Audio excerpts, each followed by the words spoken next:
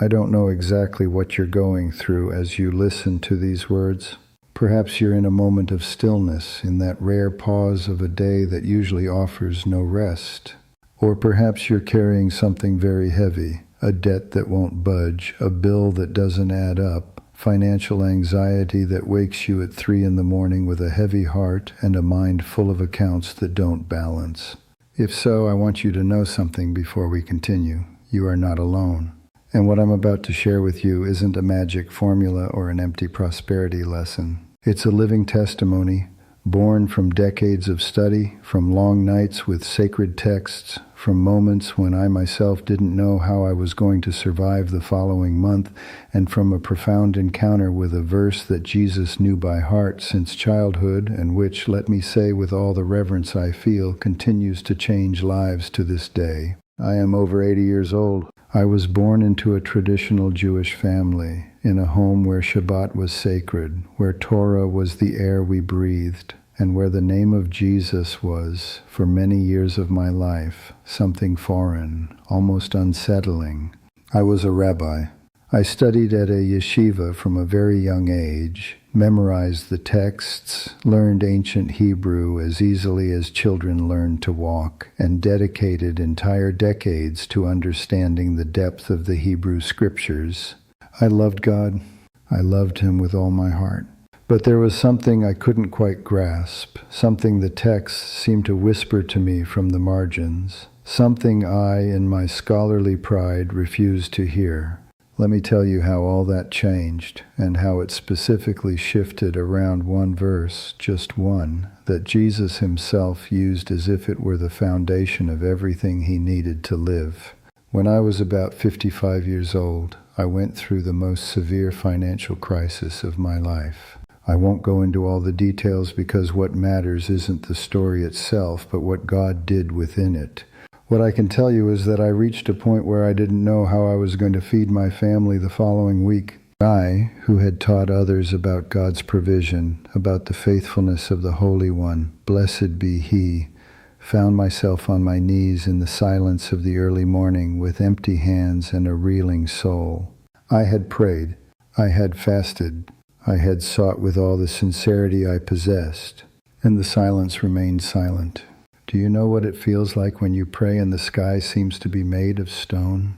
When you do everything you know you should do and the answer doesn't come? I know. I experienced it firsthand. And it was precisely in that place of emptiness, in that personal desert that I had neither chosen nor asked for, where God began to show me something that no book in the yeshiva had taught me in the way that I needed to learn it. It was one of those early mornings, perhaps around 4 o'clock, and I was sitting with my Tanakh open on the table, not because I had the strength to study, but because I didn't know what else to do, when my eyes fell upon a passage I had known since I was 7 years old, a passage I had quoted hundreds of times from the pulpit, Psalm 37, verse 25. I was young and now I am old, yet I have never seen the righteous forsaken or their children begging bread. I had read it dozens of times. I had memorized it. I had taught it. But that early morning, in that state of true brokenness, the words detached themselves from the page in a way I had never experienced before. They were no longer academic words. They were a voice that spoke directly to me, that looked me in the eye across the centuries and said, I have never forsaken the righteous. Never. Not once in the entire history of my people. I remained motionless. I don't know how long I was like that. The clock kept ticking, but I was suspended in something I can only describe as presence. The presence of God. Not as a theological concept. Not as a doctrine. As a real, warm presence that filled the room with something that has no name in any language I know, even though I speak several. And at that moment, something inside me began to move toward Jesus in a way I had never allowed before, because I had studied the writings of His disciples. I had studied them as an academic, as a researcher with the cold detachment of someone who analyzes without commitment. But that morning I remembered something I had read in the text they call Matthew in chapter 6, where Jesus speaks about provision. And I remembered that He quoted that same spirit of Psalm 37. that he said to his disciples, "Do not worry about your life, what you will eat, or about your body, what you will wear. Look at the birds of the air. They do not sow or reap or store away in barns, and yet your heavenly Father feeds them." Jesus knew Psalm 37 better than I did. He had breathed it in since childhood because he was Jewish like me, because he had grown up with the same texts, the same Torah, the same love for the words of the Holy One. And when they asked him about provision, about money, about the material hardship that every human family experiences at some point, he always returned to the same fundamental point. The Father cares. The Father sees. The Father does not forget. For 60 years I was Jewish and never understood this until I was left with nothing and discovered that this nothingness was precisely the space God needed to show me that He is everything. I want you to pause with me for a moment on this thought because it's important. Psalm 37 wasn't written for a specific era. It wasn't written for a particular people at a specific historical moment. It was written by David, and David knew scarcity. David knew what it was like to flee with only the clothes on his back, to sleep in caves, not knowing if he would survive the night. David didn't write that verse from the comfort of his palace. He wrote it from the memory of his deserts. And when he says, "I was young and now I am old, yet I have never seen the righteous forsaken," he isn't making an abstract theological statement. He's giving a personal testimony. He's telling you from the weight of a lifetime lived with God, "Trust me, because I've proven it with my own story, and God has never failed me." And that is exactly what Jesus did. When he faced situations of scarcity with the hungry crowds in the desert, with his disciples anxious about the future, with the pressure of a world that demands and expects and never seems to be satisfied, he did not panic. He did not despair. He always returned to the same inner place, to the same spiritual foundation, to that certainty that Psalm 37 plants like a seed in the heart of the believer. The righteous are not forsaken. The seed of the righteous does not beg for bread. Not because life doesn't have crises, not because money always arrives magically without effort or work, but because there is a hand that sustains even when eyes cannot see it. Let me tell you a little more of my own story, because I think you need to hear how that early morning ended. After sitting with that verse for what felt like hours, I did something I'd never done before. I prayed to God, asking Him to show me if Jesus was truly the Messiah the Scriptures foretold. I didn't do it as an act of intellectual surrender. I did it as an act of honest desperation. I said to the Holy One, "I no longer have the strength to carry this burden alone. If Yeshua is who they say He is, show Him to me. Show Him to me in a way I cannot ignore." And I went to sleep with the Tanakh open on the table and a heart calmer than it had been in months, still without having received any material answer, with nothing having changed in my circumstances, but with something different at my core that I can only describe as peace.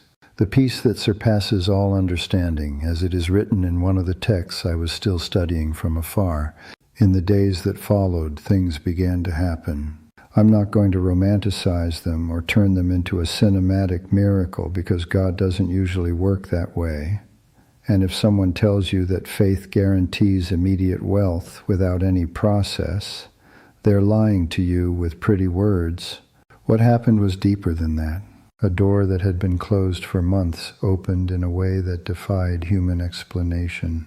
Someone I had lost contact with reappeared in my life with an opportunity I hadn't sought. And more important than any external circumstance, something within me changed. My soul's attitude toward difficulties shifted. I began to pray differently, not from fear, but from trust. And that trust, that active, not passive faith, began to move me toward decisions that fear had previously prevented me from making. I want to talk to you about the early morning hours as sacred time, because I believe it's one of the secrets that modernity has struggled the most to understand. In the Jewish tradition, there's a practice called tikkun chatzot, which is getting up at midnight to pray, to weep before God, to seek his presence in the silence that the world cannot disturb. It's no coincidence that many of the most profound encounters we find in Scripture occurred at night. Jacob wrestled with the angel in the darkness. Moses received instructions on the mountain while the camp slept. And Jesus, the text tells us repeatedly, got up early to pray in solitary places. He didn't do it as a pedagogical example for his disciples. He did it because he needed that time. Because in that silence, he found the connection with the Father that gave him strength for the day. If you're going through something difficult, listen carefully. The early morning hours are not a time of terror. They are a time of encounter. When everyone is asleep and the noise of the world quiets down, and you are awake with your anxieties, your bills, and your unanswered questions, you are not abandoned. You are in the very place where God usually speaks most clearly, because the noise of the day drowns out his voice, not because he doesn't speak, but because we can't hear him amidst all the clamor. The early morning hours compel you to silence, and silence is God's favorite language. Throughout my life, I have known people who lost everything. People who saw their businesses fail, their marriages fall apart, their health decline, their savings vanish. And I have seen two kinds of responses to that reality. Those who sank into bitterness and those who, without understanding anything that was happening, chose to trust. I'm not saying that choosing to trust is easy. I never said that. Trusting when you don't see a way out is perhaps the most difficult act of faith a human being can perform. But I have seen, with my own eyes that have seen many things in 80 years of life, that those who chose to trust emerged from their deserts with something that those who never entered the desert don't have. They emerge with a knowledge of God that cannot be learned in any book or academy. They emerge with the visceral, embodied, undeniable certainty that God is faithful, not as a doctrine, as an experience. And that brings me back to Jesus. Because one of the things that struck me most when I began to study his life, not as an academic, but as a sincere seeker, was his relationship with scarcity. Jesus had no material possessions. He didn't own a house. As he himself said, foxes have dens and birds of the air have nests, but the Son of Man has nowhere to lay his head. And yet there was never even a shadow of existential anguish in him in the face of that reality. Why? Because his trust in the Father was absolute. Because he had made that verse from Psalm 37 not a promise to recite in times of crisis, but the daily foundation of his inner life. The righteous are not forsaken. The righteous do not beg for bread. And Jesus lived from that certainty, not from fear. What does it mean to be righteous in the sense David uses in that psalm? It doesn't mean being perfect. David himself, the one who wrote those words, was far from perfect. It means being someone whose heart is set on God. Someone who, in the midst of their mistakes, doubts, and crises, doesn't stray from that pursuit. The righteous person of Psalm 37 isn't the one who never falls. It's the one who falls and gets up. The one who stumbles and keeps walking. The one who reaches dawn without answers and still stretches out their hands toward heaven. That's what God calls righteous. And that person, David says, with all the authority of his experience, he has never seen forsaken. Never. It took me decades to understand that Jewish faith and faith in Yeshua are not two opposing, contradictory paths, but rather a single river flowing from the same source. What the Tanakh announces in figures and shadows, in prophecies and types, in the figure of the Passover lamb and in the suffering servant of Isaiah 53, and in Abraham's beloved son who was taken to the mountain, all of this finds its fulfillment in Jesus, not as a break from tradition, but as its fullest blossoming.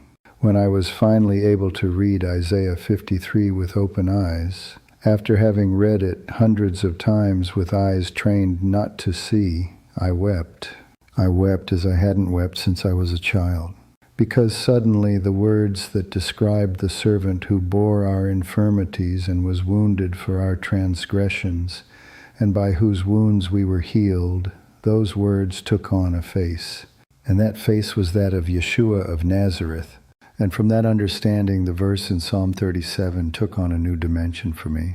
Because if Jesus is the fulfillment of all that the Scriptures promise, Then, when he invokes the spirit of that psalm when speaking to his disciples about provision, he is not giving a philosophical teaching. He is speaking from within the promise itself. He is telling them, the God who never abandoned the righteous throughout the history of Israel is the same God who now sends you. Do not be afraid. The Father who feeds the birds of the air sees you, and you are worth far more than they. I want to talk to you now about gratitude, because I believe it's one of the greatest spiritual secrets there is, and one of the most misunderstood. When we go through times of scarcity, gratitude seems impossible or even offensive. How can I give thanks when I don't know how I'm going to pay the rent? How can I be grateful when my family is struggling? I understand that resistance. I understand it deeply. But I want to tell you something I learned in the darkest moments of my life. Gratitude isn't denying reality.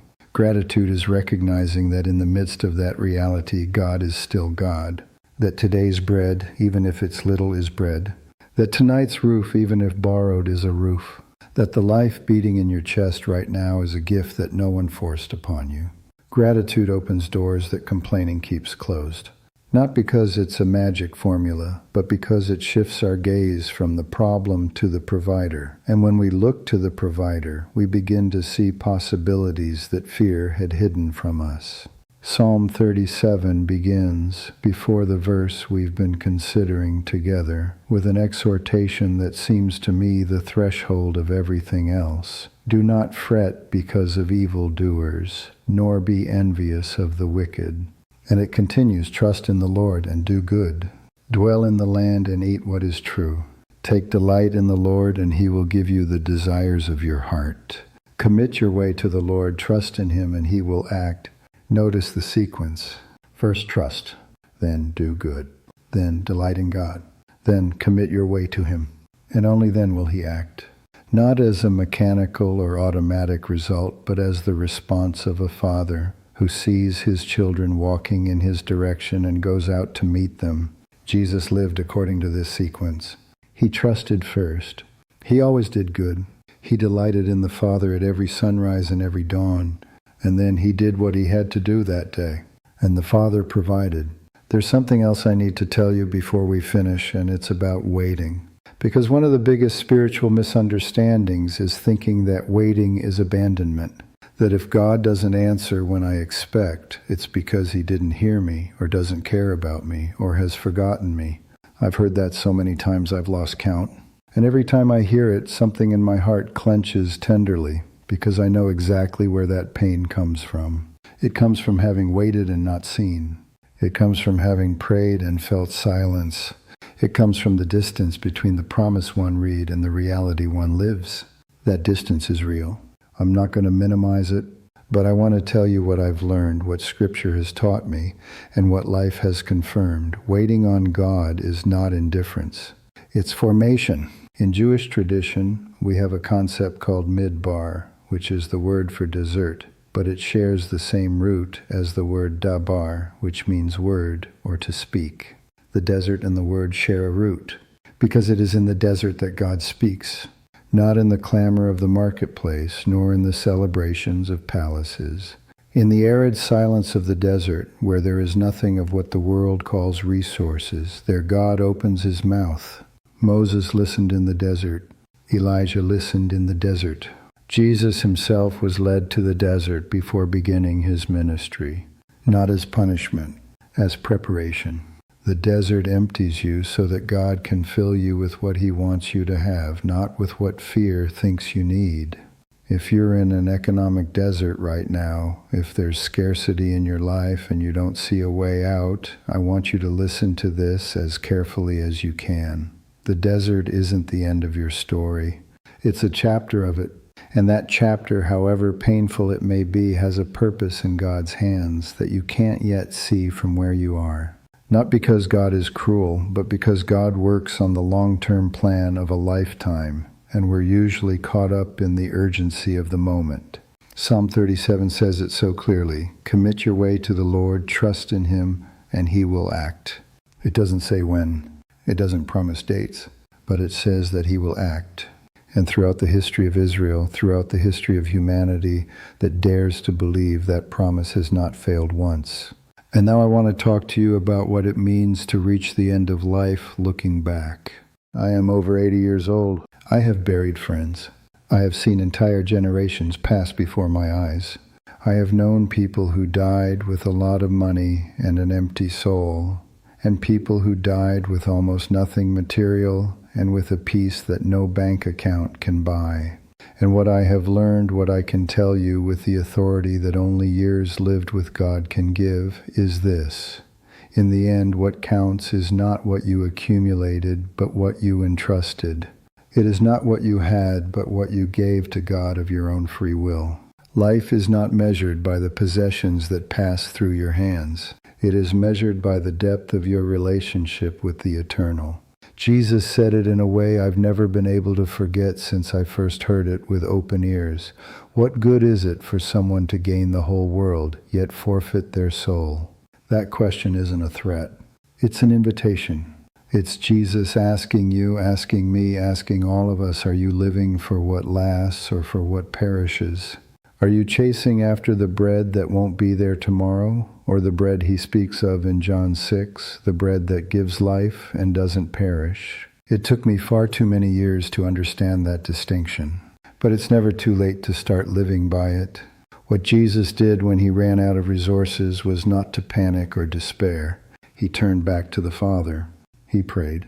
He trusted that the same God who had cared for Abraham on his journey, who had fed Israel in the desert with manna from heaven, who had provided for Elijah through a raven in the darkest moment of his life, that same God was watching him too, and that same God is watching you right now, not as an anonymous mass of need. He is watching you by name, with your specific situation, with your particular pain, with your specific debts and your specific hopes. The Father knows you better than you know yourself, and his love for you does not diminish one iota because you are in a time of scarcity. I want to close with what I feel in my heart is the most important truth I can leave you with today. Faith is not the absence of difficulty. Faith is the presence of God in the midst of difficulty. Psalm 37 doesn't promise that the righteous will not have tribulations. It promises that they will not be forsaken in them.